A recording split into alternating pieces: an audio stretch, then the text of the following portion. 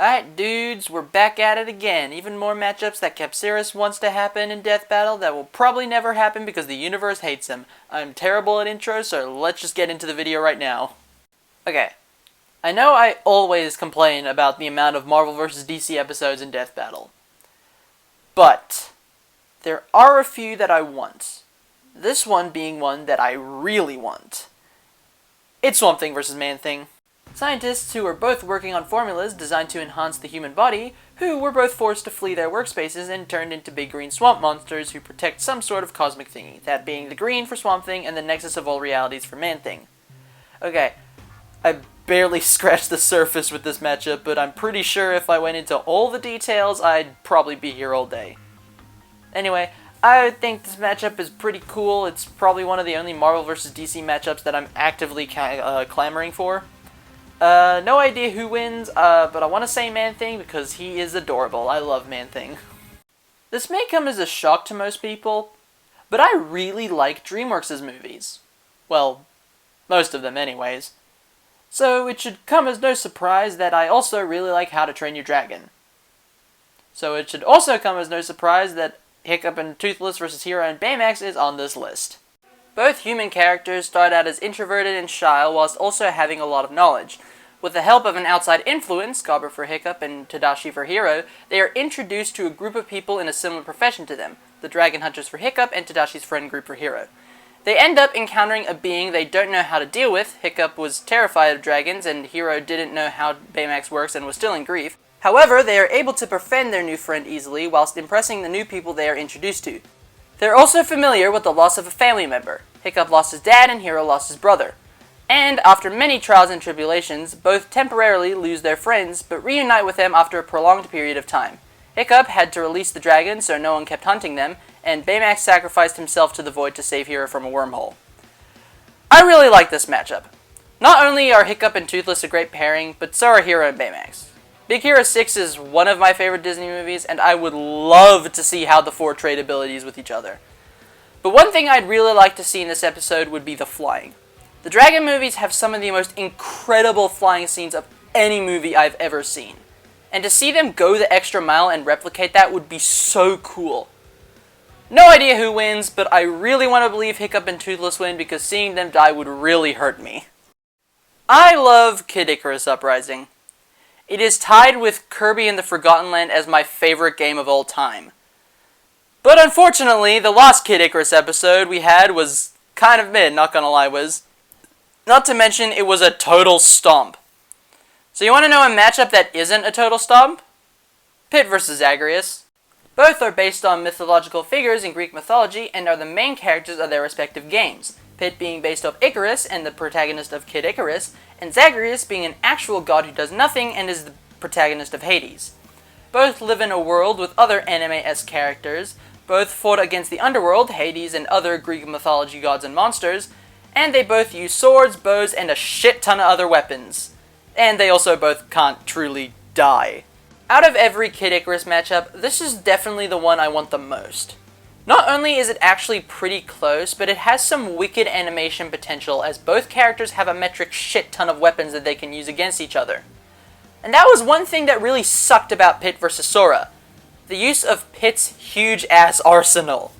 Pit has bows, blades, staffs, tattoos that give him magical powers, and even fucking cannons. And that's not even bringing up all the other powers that Palutena grants him, or the three sacred treasures, or Great Sacred Treasure.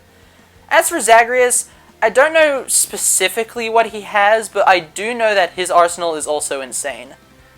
I just want to say that Pit probably wins, because I think he's physically stronger and faster than Zagreus, but I don't know if he has a way to get past Zagreus' infinite respawns. Overall, good matchup. I hope it happens soon. I'm just gonna get straight into this next one.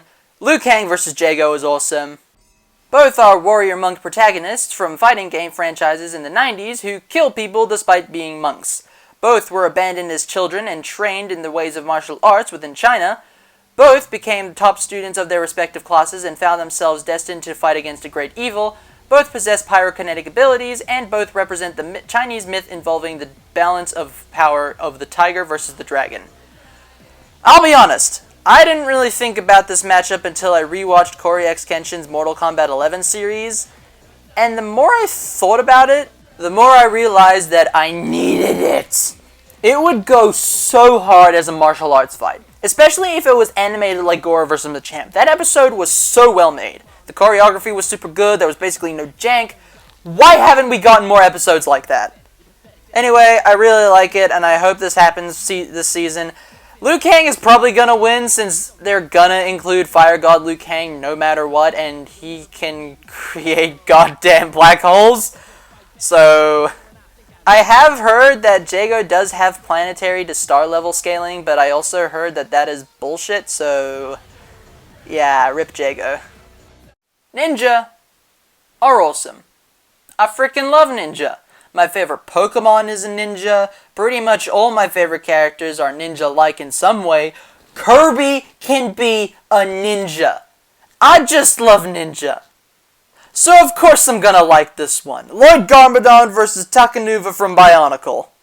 Two younger characters that end up being the destined next members of a multicolored element-controlling group of heroes, the ninja for Lloyd and the Toa for Takanova, who defeat a dark, evil antagonist of their series and continue to be the leader of their teams despite the fact that they eventually lose their golden form and earn several new weapons. I love me Ninjago, and while I haven't really talked about it a lot, I actually do quite like Bionicle. I had one at one point.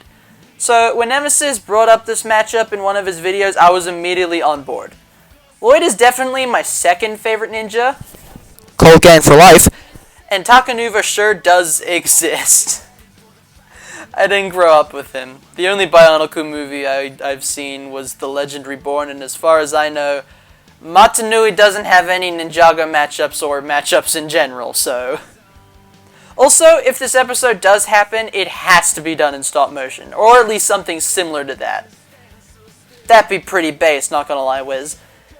Anyway, I have no idea who wins, but I really want to say Lloyd because he's my boy.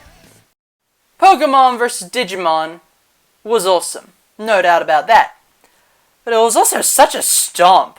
Not just in general, since Digimon as a verse is fucking busted, but also by the episode's logic. Ah, yes, I am certain that wall-level Charizard is more than capable of going toe-to-toe with Universal WarGreymon. Yeah, that's some bullshit if ever I've seen any. But I still do like WarGreymon a lot. And you know what else I like? The next matchup. That being WarGreymon versus Dragonoid, or Drago, depending on who you ask. The Draconic companions of two leaders. Tai is the leader of the Digidestined, and Dan is the leader of the Bakugan Battle Brawlers. Bleh. Who are users of the element of fire. Now, I know this isn't a lot of connections, but I swear there are more. I just couldn't find any because barely any people talk about this matchup. And also, it's fucking way better than Charizard anyway, like, Jesus Christ. I'm sure Tai and WarGreymon versus Dan and Dragonoid is probably better, but I just want to see the two big dragons brutally fight to the very end without all the human stuff in the middle. Plus, it is a lot more fair than Charizard versus WarGreymon, or WarGreymon versus Charizard, or whatever, since both of these characters can actually get to a cosmic scale. Now, despite me really liking Dragonoid, I'm not entirely sure how he could be used in the fight. I know he has multiple other forms. Hell, the render I used for this thumbnail was a multiple form. But I don't know if he can access them by himself, or if he needs Dan with him. But I do really like both these characters, and I really want WarGreymon to come back, so... yay! This one's for you, Lucara boy. Luigi vs. PacMan! Retro video game heroes who fight with power-ups and weapons designed to defeat ghosts. Both have had to save their families from a ghost king bent on world domination, and have been aided by plenty of allies during these adventures, including an old-timely scientist. And both were destined from birth to be heroes thanks to a prophecy. Luigi being one of the 7 star children, and PacMan being the yellow one in the Ghostly Adventures cartoon. Now, originally I wanted to put PacMan versus Yusuke from Yu Yu Hakusho here because I couldn't bear to witness PacMan get destroyed by Luigi. But I can't lie, Luigi is his best matchup by a long shot. Hell, it's actually a lot closer than many would assume if we give PacMan feats and abilities from the Ghostly Adventure series, which I honestly think we should because nostalgia. But yeah, I really like this matchup. It would make a great Halloween special, and that's all I have to say on this matchup. Luigi absolutely demolishes, but you know what? He deserves a run back, like, desperately. Okay, so this next one is pretty much just out of recency biased, but it's still pretty cool either way. Blue Beetle versus Star Force Mega Man. Young teens who came across living alien technology that connects to the host and gives them a large arsenal of weaponry. Once merged with the living technology, they are equipped with blue armor and fight other alien-like beings and legions. Okay, so if you couldn't tell, I recently saw Blue Beetle and I absolutely adored it. It was a really heartfelt movie that hit me a bit too close to home, but I really liked it anyway. Honestly, any Blue Beetle matchup is probably my favorite, but I can't put them all here, so I'll go with this one. And Gino is probably my favorite Mega Man out of all of them. I will never forgive Sakurai for not putting a Mii costume of him in Smash, and I feel like he was a bit mistreated in the Mega Man Battle Royale. Not because he lost, though, although I am a little salty about that, but because they didn't really go into his sheer amount of battle cards or even other armors like Red Joker. Yeah, they brought it up in the analysis, and I know the episode was already pretty bloated for having 5 characters fighting to the death, but it would have been cool to see Hub Form EXE against Red Joker Gio instead of Gio going into Mega Man X. And I know it is a pretty big stomp in Jaime's favor, considering that he can contest with Green Lanterns who, well, we already know what they can do, given that we've seen Hal Jordan on the show before, but it'd still be pretty cool to see. There's a lot you can do in this fight. You could have a ranged fight with their basic blasters, a melee fight with either their swords or maybe just some martial arts from Jaime, and then you could use all their different abilities and weapons. Jaime could use his giant stapler gun, which is my favorite weapon that he has, and he can try to trap Gio, but Gio goes intangible and escapes, and then you could have a final form fight between the two. It's so freaking cool! Anyway, 10 out of 10 would recommend. That both goes for the matchup and the movie. The movie is peak fiction, please go watch it, I need it to do well. Oh hey, would you look at that, another ninja matchup. So naturally, I'm gonna love this. And man, Akali vs. Kiriko is a pretty good ninja matchup if you ask me. 2 female ninja who were born into an organization tasked with protecting a certain place of importance, the Kinko Order and Ionia for Akali, and the Yamagishi family and Kanezana for Kiriko, who just so happened to be the daughters of women who were great ninja warriors. Both had had their fathers taken away from them at a young age. Akali's dad was killed, and Kiriko's dad was abducted by the Hashimoto clan in order to make blades for them. Both have taken an oath to protect the place that their clan protects, Ionia for Akali and Kanezana for Kiriko, and have fought against a rival group who just so happen to be not so very nice dudes, the Order of Shadows for Akali and the Hashimoto clan for Kiriko. Both eventually became their own people, not bound by their birth groups. Akali left the Kinko Order after she saw how her people were suffering, and while Kiriko technically hasn't officially left the Yamagashi clan, Yamagashi family, she has formed her own group called the Yokai, which is hell-bent on trolling the hell out of the Hashimoto. Both use kunai as their main weapons, as well as paper seals. Akali uses her paper tags for different elemental attacks, while Kiriko uses her Suzu and Ofuda to heal and protect others. And they also have an ability that allows them to cover a large distance very quickly. Perfect execution for Akali, where she dashes forward, and swift step for Kiriko, where she straight up teleports. Now, I know y'all will probably dog on me for liking a League of Legends versus Overwatch matchup, especially since Overwatch 2 is a game built around lies, but to that I say, it has ninjas, so it's immediately based AF. Jokes aside, I do really like this matchup. Not only does it have pretty solid connections in my opinion, but the animation potential is also pretty good. We not only get some melee combat, but also some ranged combat, since Kiriko is from an FPS game and Akali has her own fair share of ranged moves. We'd also get some pretty good banter in my opinion. Kiriko as a character is very laid back and a bit of a trickster, while Akali is almost the entire opposite, as she is can be very impatient, explosive, and determined. This could lead to a scene where Kiriko is just trolling the shit out of Akali and messing with her head before Akali gets pissed as fuck, and I think that'd be pretty cool. Overall, it's a really cool matchup that I really like, and I really hope y'all like it too, because I spent over an hour looking for connections between these two that aren't just ninja women. Pretty sure Akali wins if we scale her to other League characters, so... Not the worst thing, because again, Overwatch 2 sucks. But I do like Kiriko, so... Moving on. If any of you really know me, you'll know that I love the Kirby series a lot. It is a series that never fails to make me smile, even in my darkest times. And one of my favorite characters in Kirby is Bandana Waddle Dee.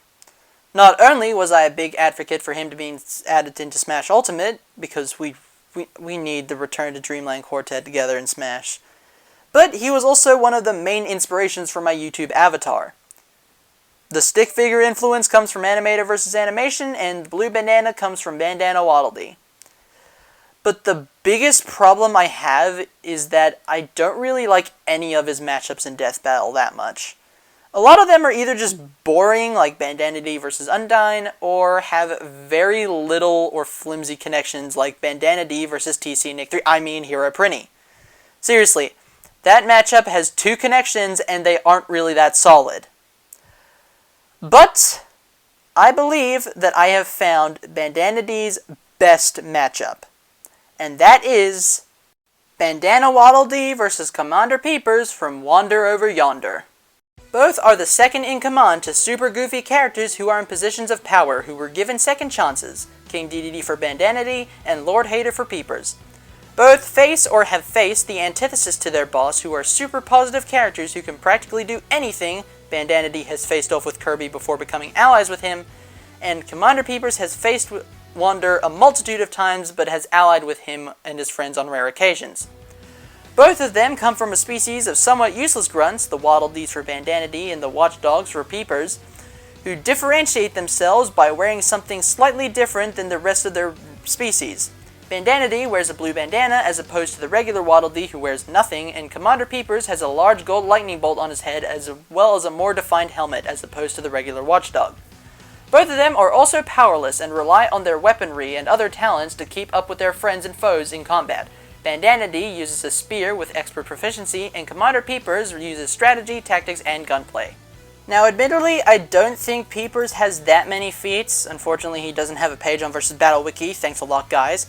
But you could probably scale him to something pretty big in Wander to get him to a high enough level of power to contend with Dee. Maybe you could scale him to Wander or Sylvia or someone else, I don't know. But even then, you could still have a pretty good fight between the two. Bandana Dee could rely on his spear combat and even juice it up with some of the elemental abilities like in Star Allies. Meanwhile, Peepers could utilize his proficiency with guns to keep Dee at range, and even use strategy to get Dee's spear away from him or to trap Dee in a hole before Dee uses his spear to fly out of there. That would be pretty funny. That would be a pretty funny moment in the fight. Overall, I really love this matchup, and I really hope it happens instead of Dee versus Prinny, since, as I said, this matchup has a lot more solid connections than that matchup anyway. This next matchup actually features a character I just talked about in a previous segment of the video. It's Charizard, boy! Now, some of y'all might think that I'm going to suggest Charizard versus Rathalos, but you'd be dead wrong, because I don't like that matchup that much. The matchup I'm going to suggest is Charizard versus Tiger Shark from Invisimals. Both are blue-eyed orange monsters who are iconic within their respective gaming franchises, being the poster boys of their original games as well. Both start out as cute, smaller variants of their final forms, Charmander and Tiger Shark Pup, and evolve into them when they reach a certain level of power. Both are real but also mythical creatures in their worlds, whose species have influenced humanity since their earliest beginnings. Both are creatures that can be captured and carried around within smaller tech, and used to fight others of their kind. One looks like a dragon and the other looks like a tiger and a shark fused together, but neither has any proper relation with dragon-type Pokemon or tigers and sharks in real life. Both are proud combatants with a warrior's heart, and they both love to fight. Both have formed loyal bonds with young humans who serve as the heroic protagonists of their first adaptations, Ash and Hero in the Pokemon and Invisible animated shows.